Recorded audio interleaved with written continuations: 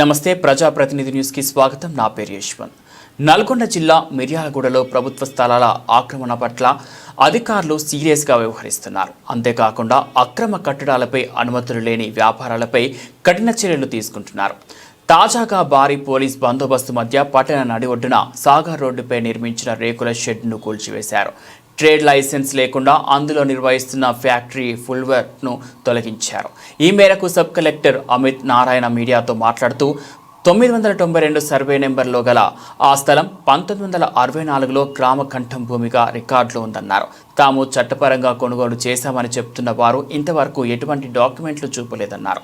అంతేకాకుండా అనుమతులు లేకుండా రేకుల షెడ్ నిర్మాణం చేపట్టి కనీసం ట్రేడ్ లైసెన్స్ లేకుండా పెద్ద ఎత్తున ఫుట్వేర్ వ్యాపారం జరుపుతున్నారని తెలిపారు. ముందస్తు నోటీసులు జారీ చేసి 2 నెలలకు పైగా సమయం ఇచ్చినప్పటికీ ఎటువంటి స్పందన లేదన్నారు. అందుకే చట్ట ప్రకారంగా అక్రమ నిర్మాణాలు తొలగించామని, బినామీ పేర్లతో ఆక్రమణకు గురైనట్టుగా భావిస్తున్న ఆ స్థలంపై కూడా విచారణ జరుపుతామని సబ్ కలెక్టర్ తెలిపారు.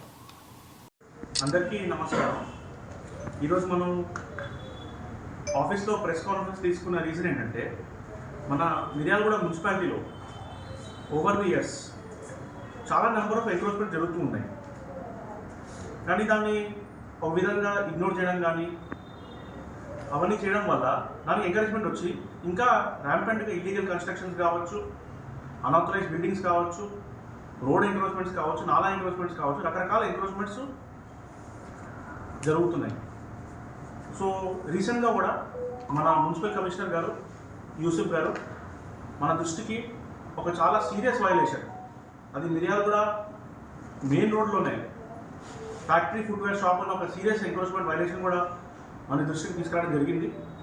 So yes, as per the rules వాళ్ళకి నోటీస్ చేయడం జరిగింది, ఫైన్ ఆర్డర్ ఇవ్వడం జరిగింది, సఫిషియెంట్ నెంబర్ ఆఫ్ టైం ఇవ్వడం కూడా జరిగింది. సో దాదాపు వాళ్ళకి 2.5 months టైం ఇచ్చాం. ఇంత హ్యూమానిటేరియన్ గ్రౌండ్లో వెళ్ళినా ఎస్ వాళ్ళు డిలే చేసుకున్నారు. కానీ ఎస్, నిన్న రాత్రి కూడా వన్ లాస్ట్ ఆపర్చునిటీగా ఎస్ ఏవైతే మీ షూస్ ఉన్నాయో అవన్నీ కూడా ఎంక్రోచ్మెంట్ రిమూవ్ చేసినప్పుడు డ్యామేజ్ అవుతాయి కాబట్టి వాళ్ళు కూడా నేను రాత్రి ఇన్ఫార్మ్ చేయడం జరిగింది. సో వాళ్ళ షూస్ తీసుకున్నారు. దాని తర్వాత యాజ్ పర్ ద రూల్స్ మన అన్ని ప్రొసీజర్స్ ఫాలో అయినాక ఆ ఇల్లీగల్ స్ట్రక్చర్ ఏదైతే ఉందో ఆ డెమాలిష్ చేయడం జరిగింది. సో ఐ కంగ్రాచులేట్ యూసుఫ్ గారు, కమిషనర్ గారు. చాలా ప్రొయాక్టివ్గా ఆయన అన్ని ఎంక్రోచ్మెంట్స్ ఐడెంటిఫై చేశారు. ఏవైతే ప్రాపర్ ప్రొసీజర్ ఉందో ఫాలో అయ్యారు.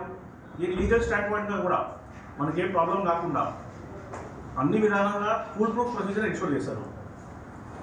దానివల్లే మనం ఈరోజు ఈ ఎంక్రోచ్మెంట్స్ రిమూవ్ చేయగలిగాం. Based on the report of the commissioner, district task force ఏవైతే ఉందో దాంట్లో రెవెన్యూ డిపార్ట్మెంట్ ఉంటుంది, పోలీస్ డిపార్ట్మెంట్ ఉంటుంది, R&D వాళ్ళు ఉంటారు, ఫైర్ ఆఫీసర్ ఉంటారు, town planning section of municipality ఉంటారు. సో వాళ్ళందరూ కూడా ఈరోజు మార్నింగ్ వెళ్ళి అర్లీ మార్నింగ్ అవర్స్లో ఆ డెమాలిషన్ చేయడం జరిగింది. ఇది కూడా చాలా బ్లేటెంట్ వైలేషన్. ఎందుకంటే